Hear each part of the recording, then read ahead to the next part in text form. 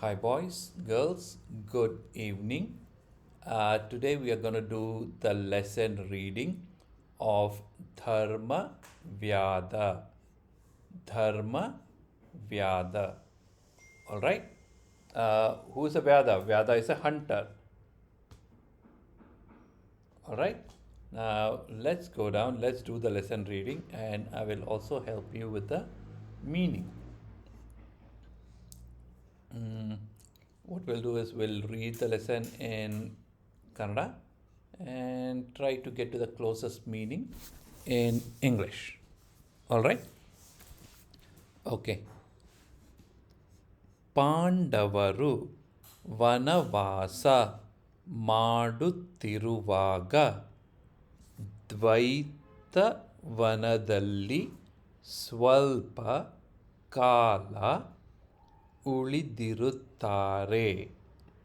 So, what it means, when Pandavas were doing vanvas, right? They did that vanvas for 14 years. They were sent out of their kingdom. We all know that story, correct? Because they lost a game of dice, and that was a gambling. And one of the bet was they will sacrifice their throne and go out of the kingdom for 14 years. Yeah, while doing that vanvas, they were living in a forest, something like Dvaitavana. They were staying at Dvaitavana for some time. ಅಲ್ಲಿ ಅಲ್ಲಿ ಮಾರ್ಕಾಂಡೇಯ ಎಂಬ ಮುನಿಗಳು ಪಾಂಡವರಿಗೆ ಪುರಾಣ ಪುಣ್ಯಕಥೆಗಳನ್ನು ಹೇಳುತ್ತಾರೆ. For there, I think this guy is a Markandeya. This priest. So there was a sage by name Markandeya. He used to tell this Purana and Punyakathe. Right? ಅವುಗಳಲ್ಲಿ ಧರ್ಮವ್ಯಾದ ಎಂಬುವನ ಕಥೆಯು ಒಂದು. Among them, there was a story about Dharmavyada. Let me read the first para again, boys. Just follow me, okay? ಪಾಂಡವರು ವನವಾಸ ಮಾಡುತ್ತಿರುವಾಗ ದ್ವೈತವನದಲ್ಲಿ ಸ್ವಲ್ಪ ಕಾಲ ಉಳಿದಿರುತ್ತಾರೆ. ಅಲ್ಲಿ ಮಾರ್ಕಾಂಡೇಯ ಎಂಬ ಮುನಿಗಳು ಪಾಂಡವರಿಗೆ ಪುರಾಣ ಪುಣ್ಯಕಥೆಗಳನ್ನು ಹೇಳುತ್ತಾರೆ.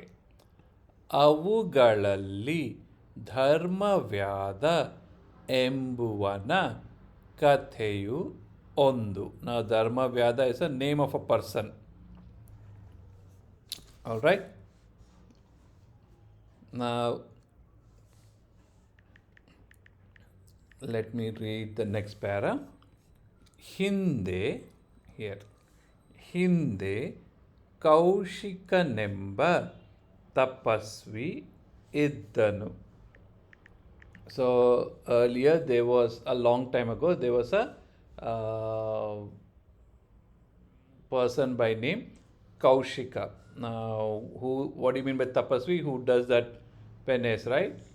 Who does that sit and do that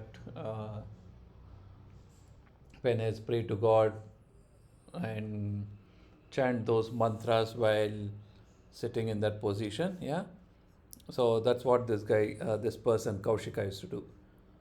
ಒಮ್ಮೆ ಒಂದು ಮರದ ಕೆಳಗೆ ಕುಳಿತು ಧ್ಯಾನಾಸಕ್ತನಾಗಿದ್ದನು. So once he just sat down under a tree and he was full into that penance, maybe like reaching that higher stage, or probably he was calling God, or maybe he was doing that dhyana, and he was all dedicated his time to God at that time. Yeah. ಒಂದು ಪಕ್ಷಿಯು ಅವನ ಮೇಲೆ ಹಿಕ್ಕೆ ಹಾಕಿತು. So under that tree, since he was sitting under the tree, right, maybe there was a bird which was on top of a tree, and it dropped the droppings, the shit, yeah, on him. ಕೌಶಿಕನು ಕೋಪದಿಂದ ಪಕ್ಷಿಯನ್ನು ನೋಡಿದನು. So this person Kaushika, he got very angry, and he just looked at that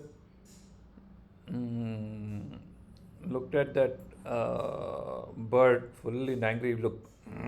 Who's that kind of thing. ನೋಡಿದ ಕೂಡಲೇ ಅದು ಸತ್ತು ಕೆಳಕ್ಕೆ ಬಿತ್ತು. So as soon as he was looked at it, right, it died and it fell down. ತಕ್ಷಣವೇ ಅವನಿಗೆ ತನ್ನಿಂದಾದ ತಕ್ಷಣವೇ ಅವನಿಗೆ ತನ್ನಿಂದ ಎಂಥ ಅಚಾತುರ್ಯ ನಡೆದು ಹೋಯಿತು ಎಂದು ದುಃಖಿತನಾದನು. So suddenly he realized, "Yo, what I've done, man," and he felt sad.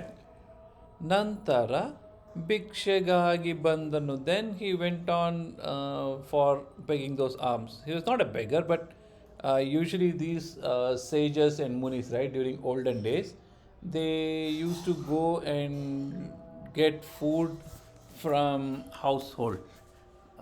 Why? Because they had dedicated their life for a cause, right? And most of them were brahmacharyas, and they didn't had a proper place to stay. And where do they cook? So they used to go to this bhaktadi's house and get food from them. So don't think that bhikshe means begging. That is like here bhikshe means more of alms, something like that. Yeah, I'll read the second paragraph once again, boys, in Kannada. ಹಿಂದೆ ಕೌಶಿಕನೆಂಬ ತಪಸ್ವಿ ಇದ್ದನು. ಒಮ್ಮೆ ಒಂದು ಮರದ ಕೆಳಗೆ ಕುಳಿತು ಧ್ಯಾನಾಸಕ್ತನಾಗಿದ್ದನು. ಒಂದು ಪಕ್ಷಿಯು ಅವನ ಮೇಲೆ ಹಿಕ್ಕೆ ಹಾಕಿತು. ಕೌಶಿಕನು ಕೋಪದಿಂದ ಪಕ್ಷಿಯನ್ನು ನೋಡಿದನು. ನೋಡಿದ ಕೂಡಲೇ ಅದು ಸತ್ತು ಕೆಳಕ್ಕೆ ಬಿತ್ತು. ತಕ್ಷಣವೇ ಅವನಿಗೆ ತನ್ನಿಂದ ಎಂಥ ಅಚಾತುರ್ಯ ನಡೆದು ಹೋಯಿತು ಎಂದು ದುಃಖಿತನಾದನು. ನಂತರ ಭಿಕ್ಷೆಗಾಗಿ ಬಂದನು. ಆಲ್ರೈಟ್. ಊರಿನ ಒಂದು ಮನೆಯಲ್ಲಿ ಬಾಗಿಲಲ್ಲಿ ನಿಂತು ಭಿಕ್ಷೆ ಕೇಳಿದನು. So he went inside the city or village, and he stood in front of a house and he asked for food or bhikshe. Yeah, maneya yajamani, so the owner of the house, the lady. Yajamana is male, yajamani is female. So one second, boys.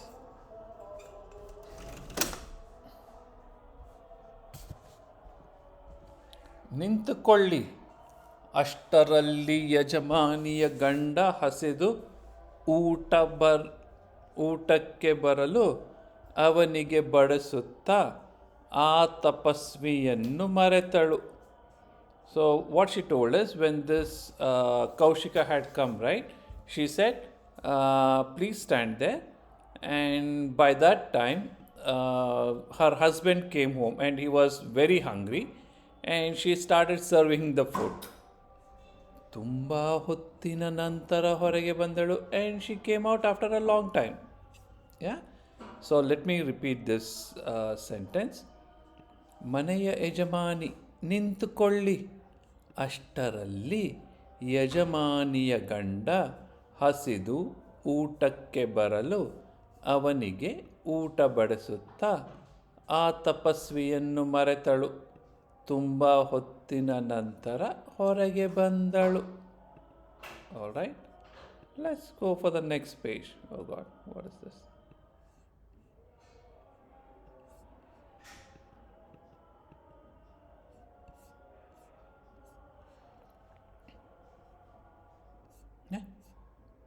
Oh, okay. Now the sage, he asks, ಹೀಗೆ ತೊಂದರೆ ಮಾಡಬಹುದೇ?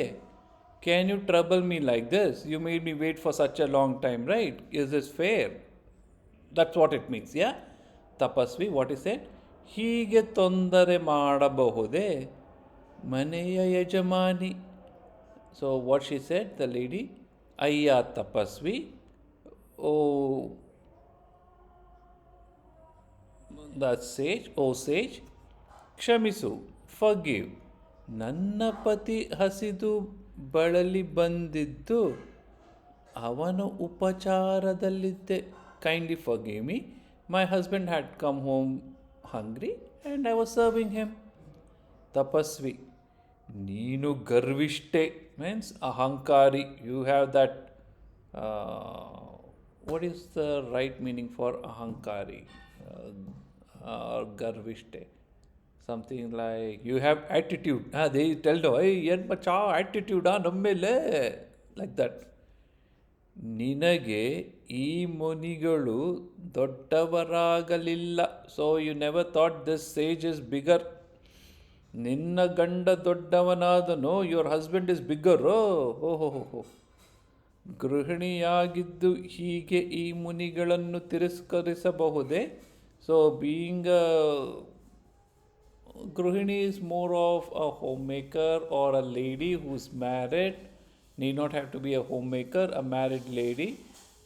So being a lady like this, can you reject sage like me?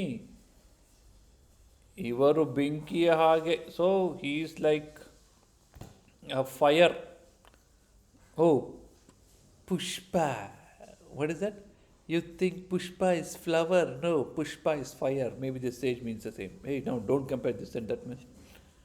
ಭೂಲೋಕವನ್ನೇ ಸುಡಬಲ್ಲರು. He can burn the whole globe. That's what he means. Yeah. So let me read both the lines once again in Kannada. ಮನೆಯ ಯಜಮಾನಿ, ಅಯ್ಯ ತಪಸ್ವಿ ಕ್ಷಮಿಸು, ನನ್ನ ಪತಿ ಹಸಿದು ಬಳಲಿ ಬಂದಿದ್ದು ಅವನು ಉಪಚಾರದಲ್ಲಿದ್ದೆ. ನೀನು ಗರ್ವಿಷ್ಠೆ. ನಿನಗೆ ಈ ಮುನಿಗಳು ದೊಡ್ಡವರಾಗಲಿಲ್ಲ. ನಿನ್ನ ಗಂಡ ದೊಡ್ಡವನಾದನು. ಗೃಹಿಣಿಯಾಗಿದ್ದು ಹೀಗೆ ಈ ಮುನಿಗಳನ್ನು ತಿರಸ್ಕರಿಸಬಹುದೇ? ಇವರು ಬೆಂಕಿಯ ಹಾಗೆ ಭೂಲೋಕವನ್ನೇ ಸುಡಬಲ್ಲರು.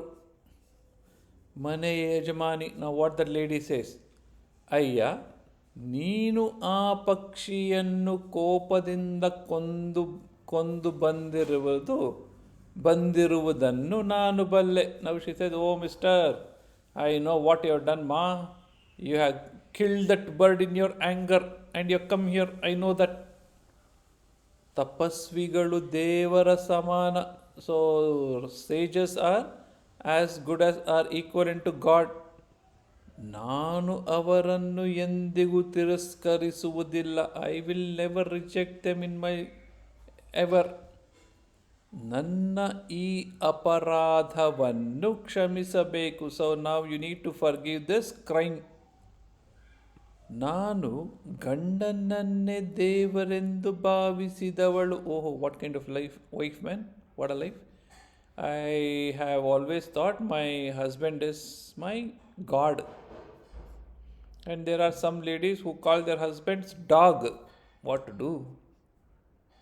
ಕೋಪವೆಂಬುದು ಮನುಷ್ಯನ ದೇಹದಲ್ಲಿಯೇ ಇರುವ ಶತ್ರು. So anger is an enemy who is inside a person's body. ನೀನು ಧರ್ಮವನ್ನು ಸರಿಯಾಗಿ ತಿಳಿದಿಲ್ಲವೆಂದು ತೋರುತ್ತದೆ. I don't think so. You have understood everything about dharma. That's how it looks like. ಅದು ಸರಿಯಾಗಿ ತಿಳಿಯಬೇಕಾದರೆ ಮಿಥಿಲೆಯಲ್ಲಿರುವ ವ್ಯಾದನ ಬಳಿ ಹೋಗು. So if at all you need to understand what dharma means, you go to Mithile. The Mithile is actually a place. Yeah, it's a city. And there's a Vyada. Who is a Vyada? Hunter. Yeah, you go near him. You go to him. Let me read this once again in Kannada completely. Yeah. ಮನೆಯ ಯಜಮಾನಿ, ಅಯ್ಯ ನೀನು ಆ ಪಕ್ಷಿಯನ್ನು ಕೋಪದಿಂದ ಕೊಂದು ಬಂದಿರುವುದನ್ನು ನಾನು ಬಲ್ಲೆ.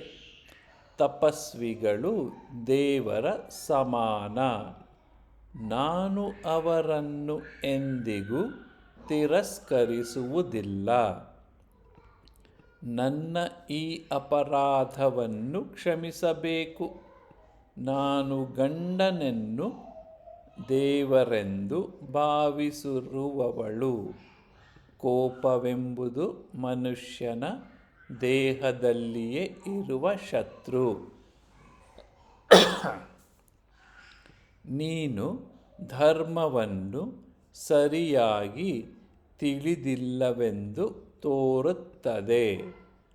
ಅದು ಸರಿಯಾಗಿ ತಿಳಿಯಬೇಕಾದರೆ ಮಿಥಿಲೆಯಲ್ಲಿರುವ ವ್ಯಾಧನ ಬಳಿಗೆ ಹೋಗು. All right. Now let's see what happens here. ತಪಸ್ವಿಗೆ ಯಜಮಾನಿಯ ಮಾತು ಕೇಳಿ ಕೋಪ ಇಳಿಯಿತು. Maybe he had BP, this tapasvi, this sage. So as soon as he heard her speak, right, all his anger came down. ಕುತೂಹಲದಿಂದ ಮಿಥಿಲೆಯಗೆ ಹೋಗಿ ಧರ್ಮವ್ಯಾಧನನ್ನು ಕಂಡನು. So out of curiosity he went to Mithile and he met this guy, Dharmavyada. ಅವನು ಕಟುಕರ ಅಂಗಡಿಯಲ್ಲಿ ಪ್ರಾಣಿಗಳ ಮಾಂಸವನ್ನಿಟ್ಟುಕೊಂಡು ಮಾರುತ್ತಿದ್ದನು. Now, what is ಕಟುಕರ ಅಂಗಡಿ? That meat shop. Yeah, not that sweet meat shop, only meat shop. There is no Karnataka mutton stall, something like that. Yeah. So this guy Dharmavyada was in such place, and he was like,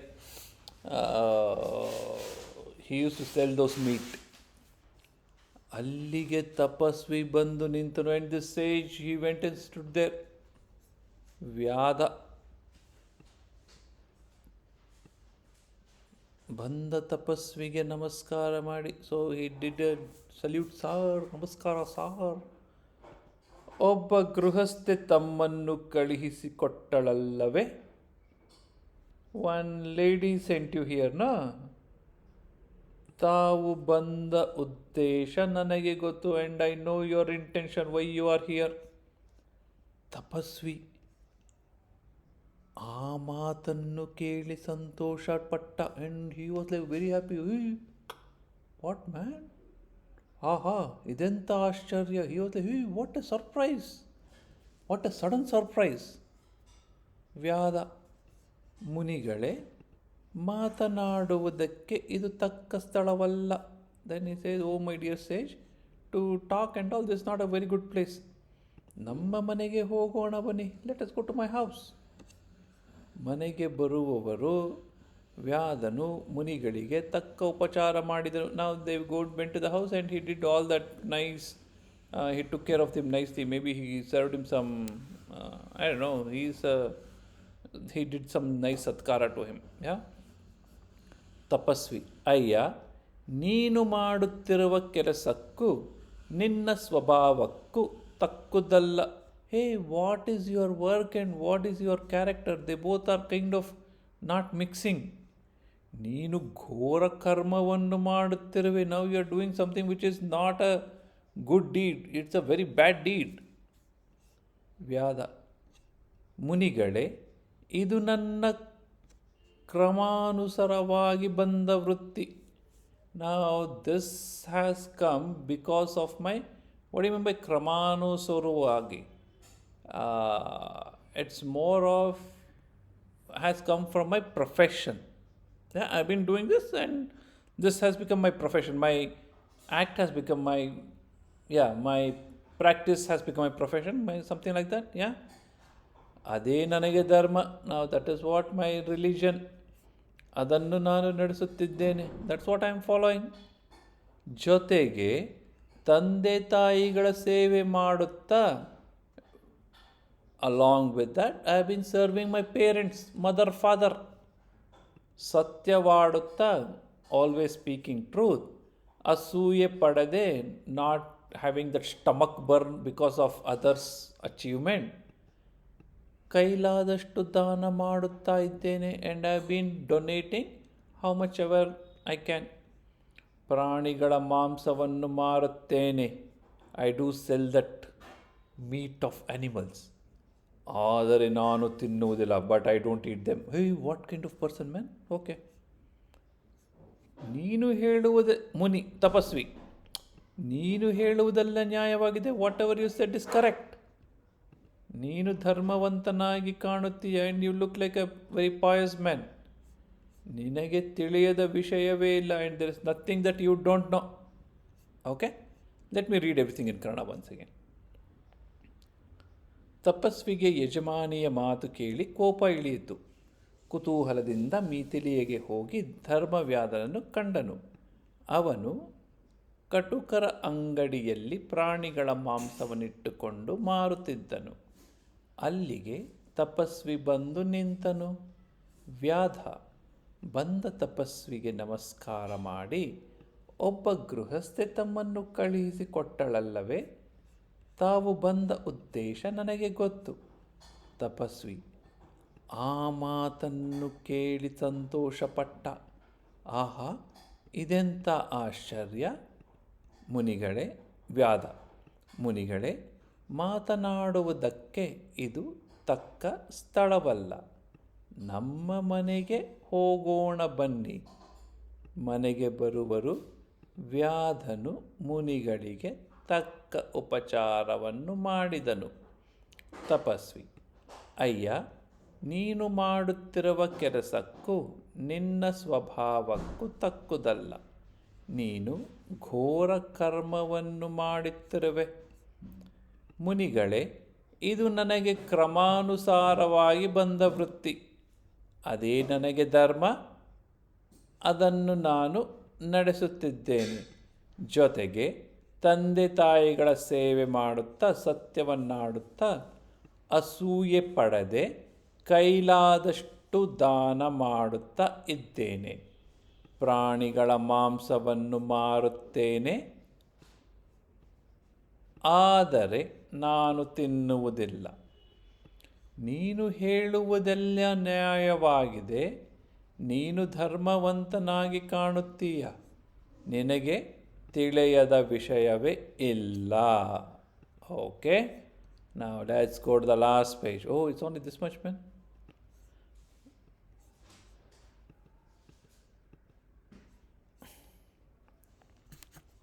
Vyadha. Oh, he has a very long dialogue now. ಅಯ್ಯ ಮುನಿಗಳೇ, ನನ್ನ ತಂದೆ ತಾಯಿಯರೇ ನನ್ನ ದೇವರು. Oh my dear sage, my parents are my god. ದೇವರಿಗೆ ಮಾಡಬೇಕಾದ ಸೇವೆಯನ್ನೆಲ್ಲ ನಾನು ಇವರಿಗೆ ಮಾಡುತ್ತೇನೆ. So whatever I had to do for god, right, all that prayer or all that seva which we call, and I am doing that to my parents. ಇದೇ ನನ್ನ ತಪಸ್ಸು. This is what my meditation is. ನಿಮ್ಮನ್ನು ಕಳುಹಿಸಿದ ಆ ಗೃಹಸ್ಥೆ ಮಾಡುವ ತಪಸ್ಸು ಆಕೆಯ ಪತಿಯದು. ನಾವು the lady who'd sent you here, what her meditation is of her husband. ನನ್ನ ಮಾತನ್ನು ಕೇಳುವುದಾದರೆ ತಾವು ತಮ್ಮ ಮನೆಗೆ ಹೋಗಿ ನಿಮ್ಮ ತಾಯಿ ತಂದೆಗಳ ಸೇವೆಯನ್ನು ಮಾಡಿ. ನಾವು if at all you want to hear me ಮಾ, go back to your house, take care of your parents, serve them. ಅವರನ್ನು ನೀವು ನಿರಾಕರಿಸಿ ತಪಸ್ಸು ಮಾಡಬೇಕೆಂದು ಮನೆ ಬಿಟ್ಟು ಬಂದಿರುವಿರಿ. Now you have rejected them, you have come out sitting under some tree, you are doing some meditation. ಆ ದುಃಖದಿಂದ ತಂದೆ ತಾಯಿಗಳು ಬಳಲುತ್ತಿದ್ದಾರೆ, and because of that they are like kind of not that happy, they are kind of suffering. ಮನೆಗೆ ಹೋಗಿ ಅವರನ್ನು ಸಂತೋಷಗೊಳಿಸಿರಿ. Go home and make them happy. ಅದಕ್ಕಿಂತ ಬೇರೆ ಧರ್ಮವಿಲ್ಲ, ತಪಸ್ಸಿಲ್ಲ. There is no religion bigger than that, and there is no meditation other than that. So let me read everything once again in Kannada. ಅಯ್ಯ ಮುನಿಗಳೇ, ನನ್ನ ತಂದೆ ತಾಯಿಯರೇ ನನ್ನ ದೇವರು. ದೇವರಿಗೆ ಮಾಡಬೇಕಾದ ಸೇವೆಯನ್ನೆಲ್ಲ ನಾನು ಇವರಿಗೆ ಮಾಡುತ್ತೇನೆ. ಇದೇ ನನ್ನ ತಪಸ್ಸು. ನಿಮ್ಮನ್ನು ಕಳುಹಿಸಿದ ಆ ಗೃಹಸ್ಥೆ ಮಾಡುವ ತಪಸ್ಸು ಆಕೆಯ ಪತಿಯದು. ನನ್ನ ಮಾತನ್ನು ಕೇಳುವುದಾದರೆ ತಾವು ತಮ್ಮ ಮನೆಗೆ ಹೋಗಿ ನಿಮ್ಮ ತಾಯಿ ತಂದೆಗಳ ಸೇವೆಯನ್ನು ಮಾಡಿ ಅವರನ್ನು ನೀವು ಅವರನ್ನು ನೀವು ನಿರಾಕರಿಸಿ ತಪಸ್ಸು ಮಾಡಬೇಕೆಂದು ಮನೆ ಬಿಟ್ಟು ಬಂದಿರುವಿರಿ. ಆ ದುಃಖದಿಂದ ತಂದೆ ತಾಯಿಗಳು ಬಳಲುತ್ತಿದ್ದಾರೆ. ಮನೆಗೆ ಹೋಗಿ ಅವರನ್ನು ಸಂತೋಷಗೊಳಿಸಿರಿ. ಅದಕ್ಕಿಂತ ಬೇರೆ ಧರ್ಮವಿಲ್ಲ, ತಪಸ್ಸಿಲ್ಲ. ವ್ಯಾದನ ಮಾತುಗಳನ್ನು ಕೇಳಿ ತಪಸ್ವಿಗೆ ಜ್ಞಾನೋದಯವಾಯಿತು. ನಾವು after listening to this person's whatever he said, right, he got enlightened. ಮನೆಗೆ ಬಂದು ತನ್ನ ತಂದೆ ತಾಯಿಯರ ಸೇವೆಯಲ್ಲಿ ನಿರತನಾದನು. and he came home and he dedicated himself to take care of his parents. That's all. Let's talk more during the class. Bye.